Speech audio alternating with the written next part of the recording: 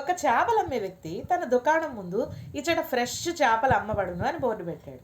ఒక వ్యక్తి వచ్చి చూసి, ఇక్కడే కదా అమ్ముతున్నావు, అక్కడ అక్కడ కాదుగా, షాప్ ఉందిగా, ఇక్కడ అని ఎందుకు పెట్టావు, అది తీసే అన్నాడు.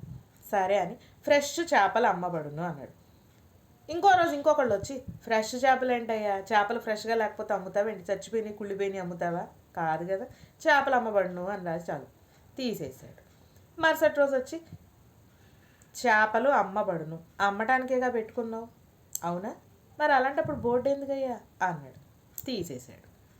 4 రోజులు పోయిన తర్వాత ఇంకొకడు వచ్చి, ఏసీ ఉంది, షాప్ ఉంది, సూపర్ ఉంది, ఒక బోర్డు పెట్టుకోలేకపోయావేంటయ్యా, నువ్వు ఏమమ్ముతున్నావో ఎవడికి తెలుసు అనేసరికి వాడికి ఏం చేయాలో అర్థం కాక జుట్టు పీక్కున్నాడు.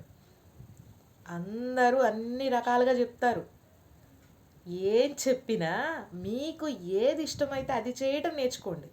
ఎవరో ఒకరు చెప్పారని మీ జీవితాన్ని మీరు మార్చుకుంటూ పోతే తర్వాత నిజంగా చాలా కన్ఫ్యూజ్ అయిపోతారు, ఏం చేయాలో అర్థం కాక. మీకంటూ కొన్ని స్టాండర్డ్స్ ఉండాలి, మీ ఆలోచనలో దృఢత్వం ఉండాలి, డెఫినెట్గా మీరు ఏం చెయ్యాలి అని మీకు ఒక ఎయిమ్ ఉండాలి. ఓకేనా?